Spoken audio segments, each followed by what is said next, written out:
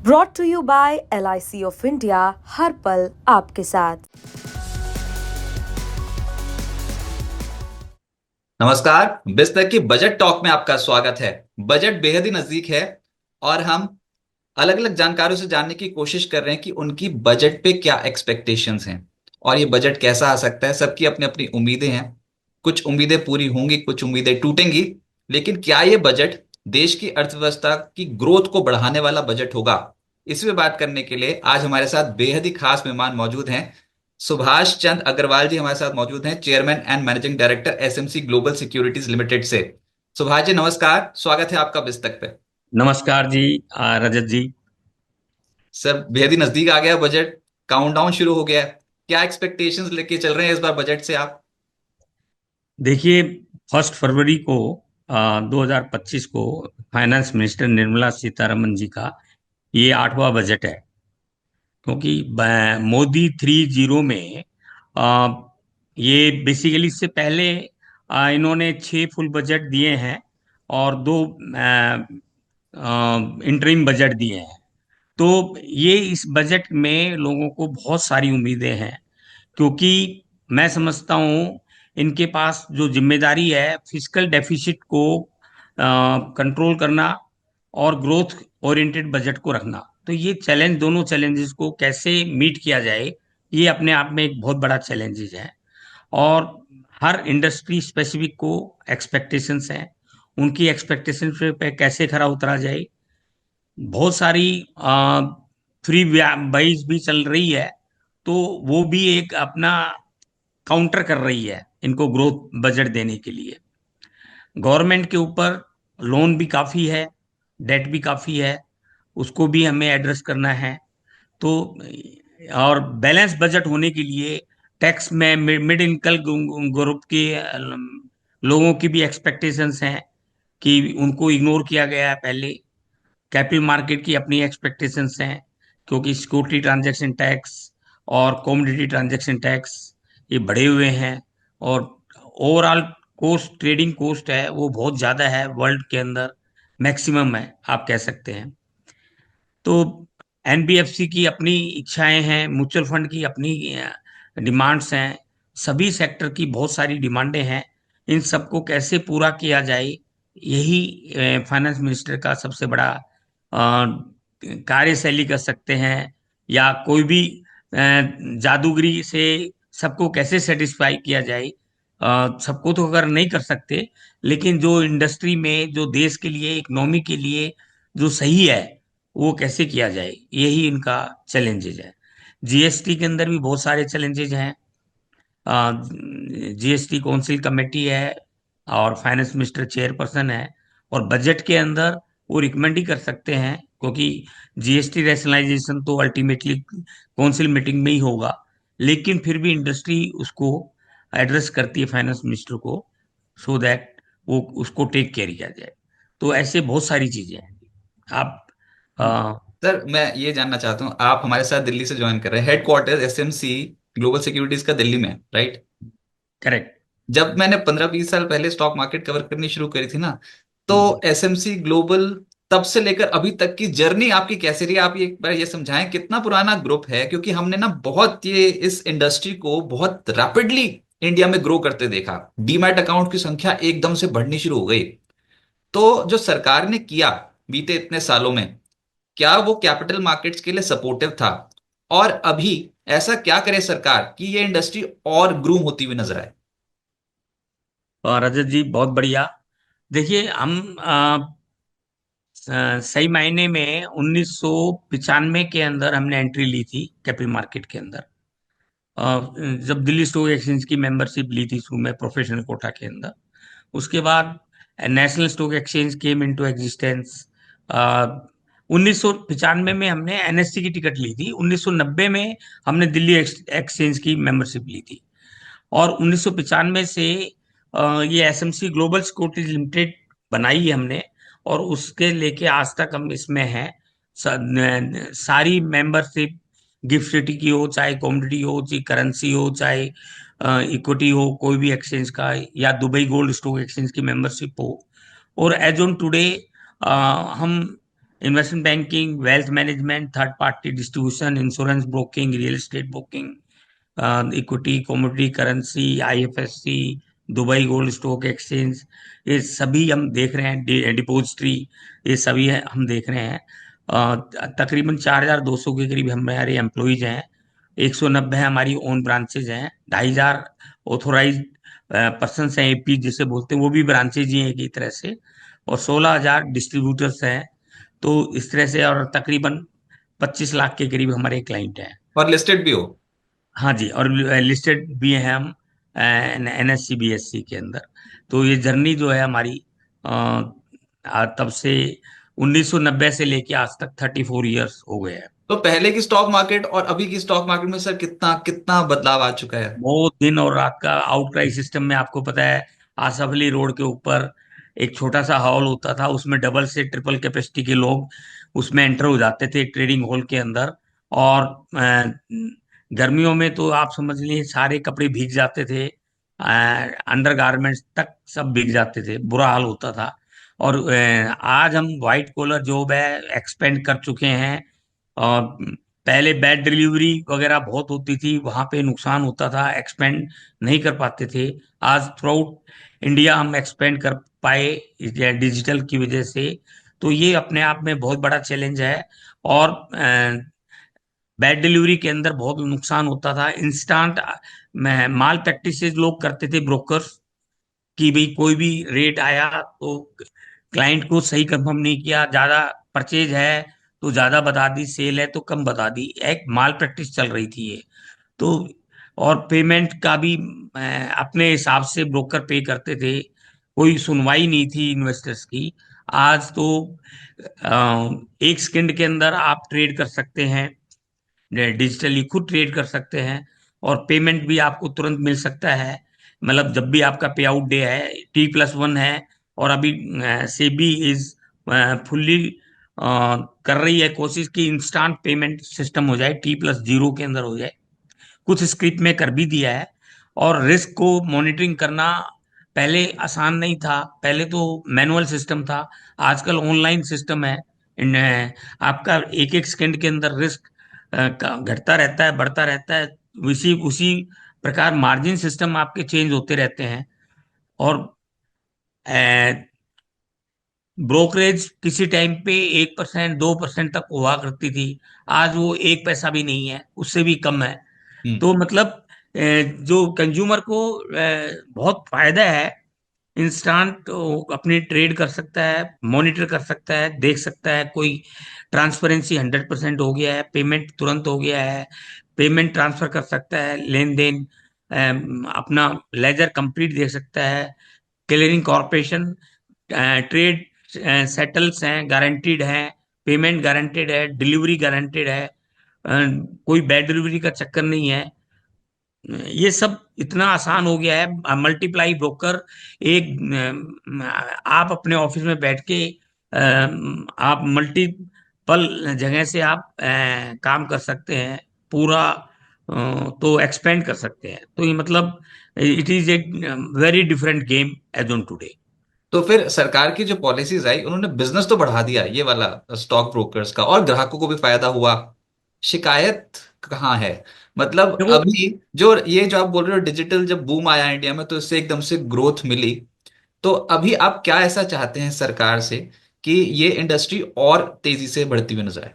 देखो, ब्रोकर का और रेगुलेटर का झगड़ा शुरू से रहा है, मतलब। और जैसे 92 से आपको पता है कि जब सेबी बना था तो ब्रोकर ने ऑल ओवर इंडिया स्ट्राइक भी की थी। फिर हर्षद मेहता के इशू के बाद। हाँ, नहीं, जब सेबी एग्जिस्टेंस में आया था, ठीक है ना जी। और हमने बैड पीरियड देखा था हर्षद मेहता का, केतन पारिक का, और ग्लोबल चैलेंजेस भी आए हैं। तो मतलब रेगुलेटर ने ट्रांसपेरेंसी, मार्केट सेफ्टी, और जो इन्वेस्टर के ध्यान से करते हुए बहुत सारे रेगुलेशंस किए। आज हम ये कह सकते हैं हमारे रेगुलेटर वर्ल्ड क्लास रेगुलेटर हैं, काफी अच्छा काम किया है, पूरे मार्केट को सेव किया है, आज कोई ब्रोकर फेल ही नहीं हो रहा। मार्जिन सिस्टम हमारा बिल्कुल एज पर रिस्क है, मतलब कोई पर्टिकुलर रिस्क में शेयर है तो ज्यादा मार्जिन है, कम सेफ शेयर है तो कम मार्जिन है।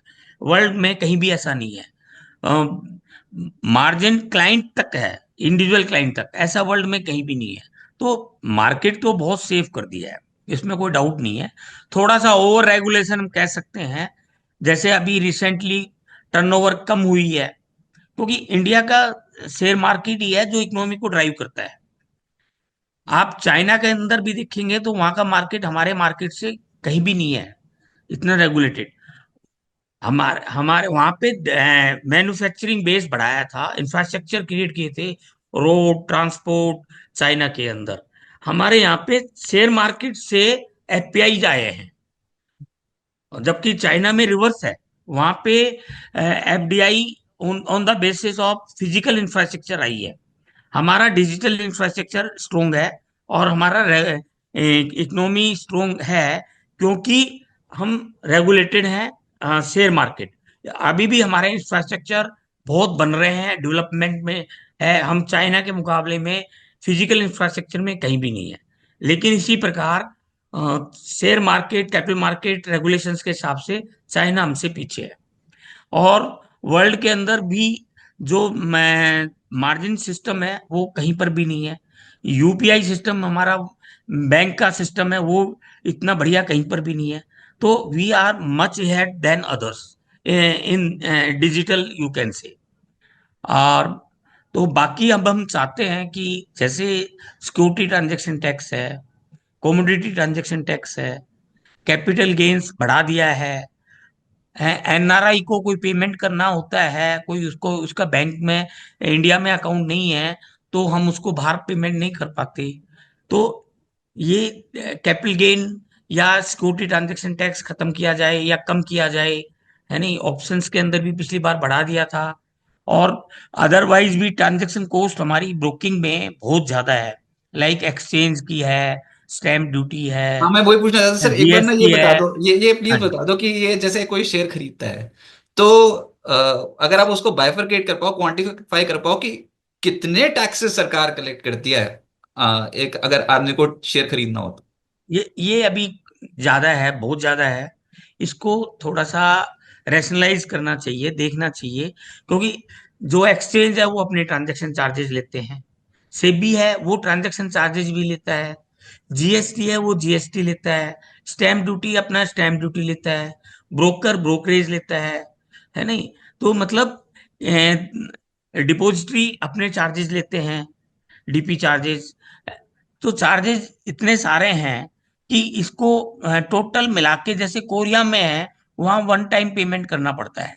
तो वो, और वो एक लमसम होता है, उसी से ही एसोसिएशन भी अपना चार्जेस लेता है, एनमी जैसे हमारे यहाँ है, सीपीआई है वो चार्जेस लेते हैं, है नहीं। तो कोई वो कोरिया में क्या सिस्टम है, जैसे वहाँ जो एसोसिएशंस है उनको भी वही फीड करते हैं, एक्सचेंज को भी वही फीड करते हैं, रेगुलेटर को भी वही फीड करते हैं, गवर्नमेंट को भी वही फीड करते हैं।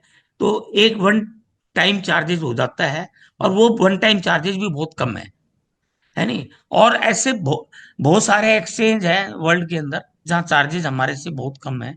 हमारे चार्जेस क्या है कि स्टैम्प ड्यूटी ने अपना बढ़ा दिया, सिक्योरिटी ट्रांजैक्शन ने अपना टैक्स बढ़ा दिए, फिर कैपिटल गेन टैक्स है, इनकम टैक्स है, मतलब अ, बाकी सब तो चार्जेस होते ही हैं। तो ये सब है ना, वन टाइम चार्जेस होने चाहिए, और रेशनलाइज करके, क्योंकि इम्पैक्ट कॉस्ट यदि ज्यादा है तो एपीआई हमसे दूर जाएंगे, है नहीं। और फैसिलिटेट भी करना चाहिए कि जो एनआरआई है, एफपीआई है, उनको फैसिलिटेट करना चाहिए। हमारी करेंसी भी डिवैल्यू हो रही है, हम्म। इसका भी हमें, एफपीआई जैसे अभी करंट में सेलिंग चल रहा है, इंडेक्स हमने देखा 23,000 के आसपास चल रहा है, तो जो कि ऑल टाइम हाई 26,000 सितंबर में थे, 26,200 के करीब निफ्टी का। तो 14% नीचे आ गया है तब से। तो हम इस, और वॉल्यूम्स हमारे 30-40% कम हो गए हैं। ये वॉल्यूम्स कहाँ पर कैश मार्केट में ड्राई अप होते देख रहे हो, या फिर ये जो एसटीटी लगाए थे एफएनओ ट्रेडिंग का, इसका असर आया, जो लॉट साइजेस बढ़ाए थे, जो रेगुलेटर ने थोड़ा स्ट्रिंजेंट स्टेप उठाए थे डेरिवेटिव मार्केट पे, उसका असर आया है, ये एफआईएस की ओर उठ गए हैं। देखिए, एफपीआई इसलिए रुक रहे हैं, इनकी सेलिंग चल रही है अक्टूबर 2000, मेजर सेलिंग अक्टूबर 2024 से 3 लाख करोड़ तो कैलेंडर ईयर 24 में बेचा है इन्होंने, और 55 हजार करोड़ 1 जनवरी से अब तक बेच चुके हैं। हालांकि हमारे जो लोकल इंस्टीट्यूशंस हैं, उन्होंने इनसे ज्यादा परचेज किए हैं, 5 lakh crore last year purchase किया था 24 के अंदर, और अभी तकरीबन 55 हजार के करोड़ के आस ये बराबर चल रहा है। तो एफपीआई चीजें क्या है कि एफपीआई बेचते हैं तो सेंटिमेंट ज्यादा खराब होता है, और एफपीआई का बेचने के पीछे जो कारण है, शुरुआत तो इनकी चाइना में पी था 10, और हमारा पी उस टाइम पे चल रहा था 21। आज तो हमारा 19 के करीब है और उनका 11 के करीब है। अब जैसे ट्रम्प गवर्नमेंट ने टेक ओवर किया, तो ट्रम्प गवर्नमेंट ने टैरिफ के लिए बात करी कि हम जो टैरिफ है वो ब्रिक्स कंट्रीज में 100% तक लगा देंगे। तो ये बहुत नेगेटिव स्टेटमेंट है। हालांकि इंडिया का स्पेसिफिक कोई नाम नहीं लिया। एक उन्होंने स्टेटमेंट दी कि जो डॉलर पर डिपेंडेंट नहीं है कंट्री, उस पे हम देखेंगे। तो इंडिया तो 10-12 अपने पड़ोसियों से, लाइक नेपाल, ये अपना इंडोनेशिया, अ, थाईलैंड, इन सब से एग्रीमेंट है कि भाई आप रूबल, इससे रसिया तेल हमने रूबल और रुपया में ट्रेड कर रहे हैं, और वहां पे वो अकाउंट भी हम खोल रहे हैं, तो आपस का पेमेंट रुपए में लेन देन कर सकते हैं। तो रुपी को एज ए थोड़ा सा इंटरनेशनल करेंसी की तरफ हम, India is thinking over that. तो उसमें भी ट्रम्प की स्टेटमेंट थोड़ी स्ट्रोंग है। यहाँ पे मैक्सिको कनाडा में तो उन्होंने 25% टैरिफ एडिशनल डाल दिया है, डिक्लेयर कर ही चुके हैं। चाइना में 10% के करीब इंडिकेशन दे रहे हैं, लेकिन और ज्यादा वो डिफरेंशियल ट्रीटमेंट ज्यादा होगा, अभी क्लैरिटी नहीं है। इंडिया में क्या होगा टैरिफ, H1B वीजा के ऊपर क्लैरिटी नहीं है नहीं। तो अभी उनकी ट्रेड पॉलिसी ज्यादा क्लियर नहीं है। बाकी हम सोच रहे हैं कि China+1 से, और जो अमेरिका का रुख रहेगा, ट्रम्प गवर्नमेंट का रुख रहेगा, उससे मैन्युफैक्चरिंग काफी इंडिया में शिफ्ट हो सकती है। तो हमें बजट के अंदर देखना चाहिए कि वो अट्रैक्टिव बना सके मैन्युफैक्चरिंग है। हमारा पीएलआई स्कीम है, वो काफी सेक्टर में कवर है और बहुत सक्सेसफुल है। इसको ब्रॉड बेस कैसे किया जाए, है ना। एंजल इन्वेस्टर आ रहा है, उसको कैपिटल गेन टैक्स कैसे कम करा जाए, क्योंकि बहुत बड़ी इन्वेस्टमेंट आ सकती है। इंडिया की प्रॉब्लम इन्वेस्टमेंट है, चाहे वो कहीं पर भी है, सेकेंडरी मार्केट में हो चाहे एफडीआई हो। क्योंकि और अभी हमारे जैसे डेट में इंडिसेस हैं, वो इंक्लूड हुए हैं, तो उससे इस साल उम्मीद है 25, 30, 40 billion US dollar debt market में आए।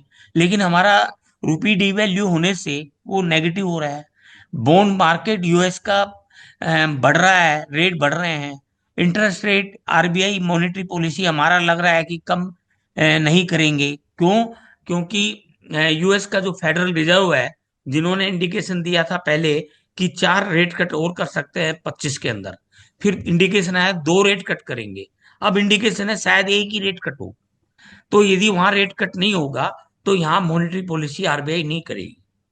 तो वहां तो तो ये भी डोनाल्ड ट्रंप और जेरोम पोवेल के बीच में ठन गई है आपस में। वो तो है जी। हाँ जी, वो तो वो तो डोनाल्ड ट्रंप उन्होंने बोल रहे जिस रेट दिन, कम करो, और वो जेरोम पोवेल बोल रहे नहीं, आप जो कर रहे हो उससे महंगाई बढ़ जाएगी, हाँ हमने जी, किए थे वो रेट कट इतने सारे। महंगाई तो बढ़ेगी, क्योंकि जब वो टैक्स लगा रहे हैं, टैरिफ लगा रहे हैं, तो वो टैक्स पड़ गया, तो कंज्यूमर को तो टैक्स लग के और फिर माल मिलेगा, तो वो महंगाई बढ़ रही है नहीं। बाकी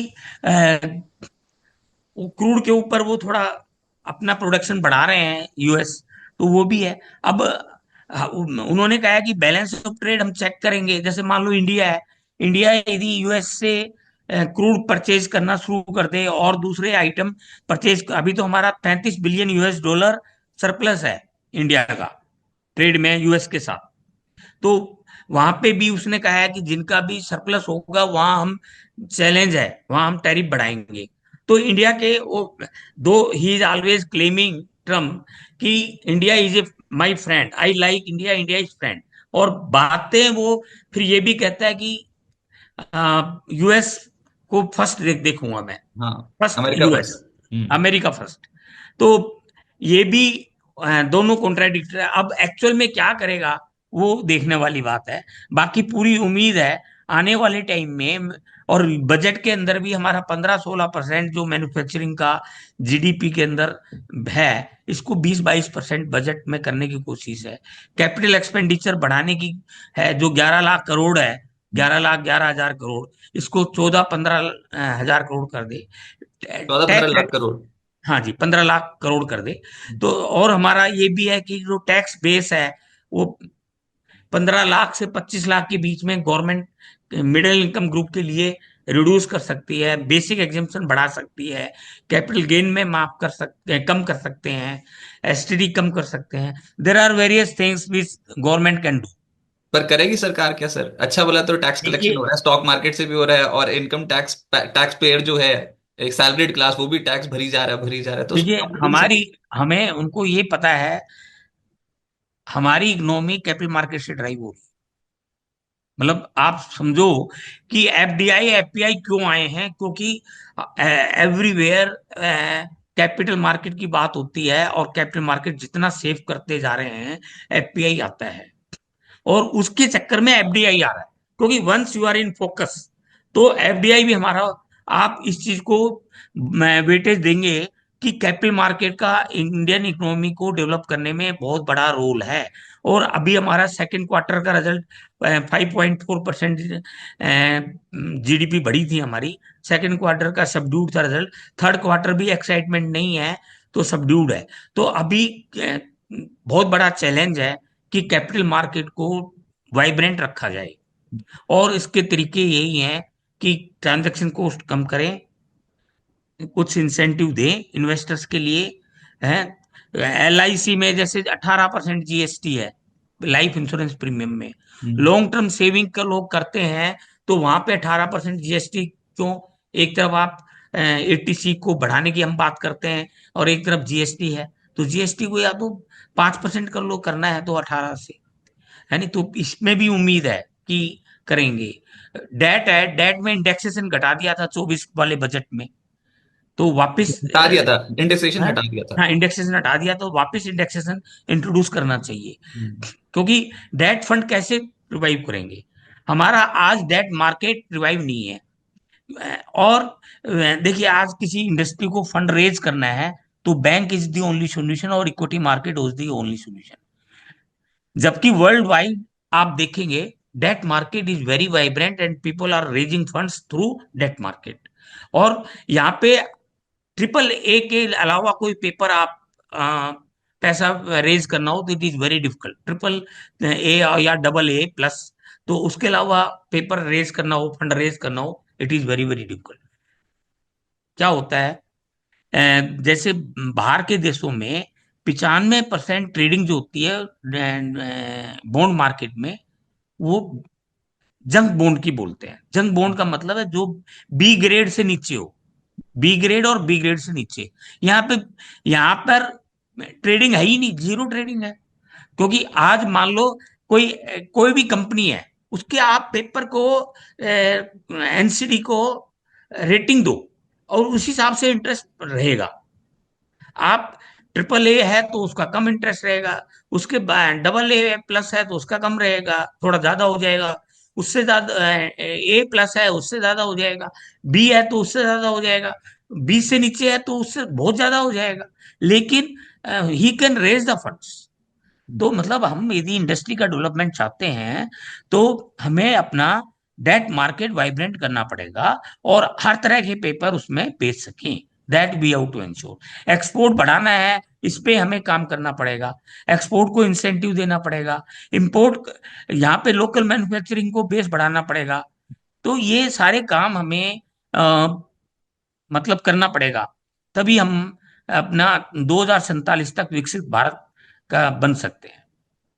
अच्छा, मैं जो आपकी ब्रोकिंग इंडस्ट्री से जुड़ी एक और चीज पूछता हूँ, ये हाँ ना जी। बिल्कुल लैंडस्केप ही बदल चुका है जैसे आपने बताया। तो हम्म। उसमें आईटी स्पेंड्स ब्रोकर्स के बहुत ज्यादा बढ़ते चले जा रहे हैं क्या, in machine learning, artificial intelligence, algorithmic trading? अभी तो रेगुलेशंस इसके फ्रेम हो रहे हैं, अभी तो रेगुलेटर भी इसके ऊपर ही काम कर रहा है, because it's a new thing. और आपने इतनी जनरेशन्स को पास होते देखा होगा। तो इसमें फिर ये जो नया कंसेप्ट आ रहा है, ये मशीन लर्निंग, एआई लर्निंग, ये इंडिया के ब्रोकिंग इंडस्ट्री की तस्वीर कैसे बदल देगा? देखिए, मैं आपको थोड़ा सा एग्जांपल बताता हूँ। पहले जब हमने स्टार्ट किया था 90 में, तो कंप्यूटर था ही नहीं। 92 के अंदर कंप्यूटराइजेशन स्टार्ट हुआ था। तो 92 में हमने थोड़ा सा एक कंप्यूटर लिया था। लाइक 95 के अंदर जब एनएससी आया तो कंप्यूटराइज ट्रेडिंग थी, तो हमने कुछ सिस्टम्स लिए थे। और बहुत कम, मतलब 1 करोड़ की इन्वेस्टमेंट में सर्वर भी आ गया, सारे टर्मिनल भी आ गए, सब कुछ आ गया। आज हमारी इन्वेस्टमेंट हर साल 50-60 करोड़, 70 करोड़, 80 करोड़ की इन्वेस्टमेंट आईटी के अंदर है। और छोटे ब्रोकर के लिए तो अब आसान ही नहीं है कि वो सारी कंप्लायंस करना, सारे आईटी के जो बारीकियां हैं वो उसके हिसाब से सीटीओ एम्प्लॉय करना। अब हमारे पास आईटी के अंदर 200 लोगों से ऊपर आईटी डिवीजन में लोग हैं। तो मतलब इतना बदल गया है, क्योंकि IT can do wonderful thing. कुछ भी आप उसके नॉलेज वाले होने चाहिए। तो मतलब आप समझिए, जैसे इंस्टांट ट्रेडिंग तो कुछ भी नहीं है नहीं। आप देखिए, इवन एचएफटी होती है, हाई फ्रीक्वेंसी ट्रेडिंग, वो थाउजेंड्स पैरामीटर्स होते हैं कि ह्यूमन बिहेवियर क्या है, एक पर्टिकुलर स्क्रिप्ट वो क्यों बढ़ रहा है, क्यों घट रहा है, क्या फंडामेंटल है, क्या टेक्निकल है, सबको एनालिसिस करके वो परचेज और सेल करता है। और जो एचएफटी कर रहे हैं, they are making good money. मतलब जिसकी जितनी बढ़िया, जितना स्केल, जितना डीप एचएफटी है, वो he can make money like anything. क्योंकि ये ऐसे है कि रेस लगी हुई है, जो आगे है, जिसका सबसे बेस्ट है, वो बहुत ज्यादा बना रहा है। मतलब मैंने एक कंपनी को देखा था जो 5 साल पहले आई थी, और पांच 4-5 दोस्तों ने करी थी। आज उनका पैट 1500 करोड़ रुपए है। और मैं 10 करोड़ रुपए से 5 साल पहले स्टार्ट किया था। पैट 1 साल का 1500 करोड़ रुपए है। तो मतलब कहने का मतलब है कि आप मशीन लर्निंग, है नहीं, और ये क्वांटिटेटिव एनालिसिस की वजह से, है नहीं, ये आप एआई की वजह से आप हर चीज कर सकते हो। क्या इवन मैं आपको एग्जांपल बताता हूँ। एक यूएस के अंदर एक म्यूचुअल फंड था जो लॉस में, मतलब उसका अंदर इन्वेस्टर नहीं आ रहे थे। समबडी हैज कम, और उन्होंने क्वांटिटी बेस्ड इन्वेस्टमेंट स्टार्ट करी, क्वालिटी बेस्ड, मतलब algo using this AI and machine learning and all that. और उसकी रिटर्न 70% पर एनम के करीब आ रही है हर साल, लास्ट 3-4-5 तो मैंने ईयर्स। आपसे इसलिए पूछा था क्योंकि डोनाल्ड ट्रम्प की पॉलिसीज एआई को लेके बहुत एग्रेसिव है, और अगर वही बात है, बजट हमारा आने वाला है, हमारे सरकार को भी ये इशू बहुत सीरियसली लेना चाहिए, because it's new technology. Developed country बोल रही है हम एआई को बहुत वेटेज देंगे, तो इंडिया में भी तो फिर ये हमारे पास भी तो टैलेंट बहुत है, हमको भी ग्रूम करनी चाहिए इंडस्ट्री। मतलब टैलेंट तो इंडिया के ही है सारे, वहां पर भी, हाँ, यूएस ये में। बात सही है। मतलब टैलेंट ही टैलेंट है इंडिया के अंदर। इंडिया में सिर्फ यही है कि बहुत, जैसे उन्होंने तो एक 500 बिलियन यूएस डॉलर से एक आई के लिए, एआई के लिए कंपनी खोल दी है। वो स्टारगेट क्या नाम है, जो भी नाम है नहीं। और तो वो और जो इंटेलिजेंट पीपल है इंडिया के, पढ़े हुए हैं, यहाँ से बहुत लोग गए हैं। और ऐसे वहाँ ऑलरेडी भी जो है, तो वो बेस्ट ब्रेन हायर करके वो करेंगे। लेकिन मैं इंडिया के पास तो ब्रेन है, इसमें तो नो डाउट। हम तभी 2047 तक वी विल बी दी विकसित भारत। और देखिए, 19वीं सेंचुरी थी यूरोप की, 20th सेंचुरी थी यूएस की, 21st सेंचुरी है इंडिया एंड चाइना की। और 2047 के बाद इंडिया ही इंडिया है। मतलब तो फिर वो जब जब इंडिया ही इंडिया है, हमारी ग्रोथ स्टोरी बहुत इंटैक्ट है, तो मेरा आखिरी प्रश्न ये होगा सर, इस समय डर बहुत लग रहा है, ये आप इतने साल के एक्सपीरियंस से बताएं, करेक्शन नहीं आती क्या बाजार में ऐसी जो इस बार देखने को मिली है, या फिर ये एक पहली बार ही आई है? इतना डर लग रहा है इस बार लोगों को फिर से कि ये बस कहीं लास्ट ही तो नहीं था जो देखा था, क्योंकि बहुत स्पीड से टूट गए शेयर, किसी को विश्वास ही नहीं ऐसा होता। है रजत जी, शेयर मार्केट में ऐसे बहुत सी अपॉर्चुनिटी होती हैं। इस तरह की चीजों को हम अपॉर्चुनिटी देखते हैं। ये इस रेट के ऊपर अच्छे फंडामेंटल स्टॉक नहीं मिलेंगे। और आने वाला टाइम बहुत बढ़िया है। मेरे ख्याल में देखिए बजट तक ज्यादा नहीं लग रहा, क्योंकि रिजल्ट्स, क्वार्टरली रिजल्ट जो आ रहे हैं ना, वो इतने फंटास्टिक नहीं आ रहे जो उम्मीद थी, है नहीं। तो हमारी जीडीपी 6-6.5% ही रहने के बीच में है इस साल। लेकिन आगे बजट में मैं समझता हूँ कि हमारे फाइनेंस मिनिस्टर बड़ी इंटेलिजेंट है। वो ग्रोथ ओरिएंटेड बजट लाएगी, और वो जो फ्री बीज के चक्कर में ज्यादा नहीं पड़ेगी और उसको रिस्ट्रिक्ट करेगी। और फिजिकल डेफिसिट को भी कंट्रोल, 4.5% जो टारगेट है जो पिछली बार बोला था, उस पर कंट्रोल करेगी।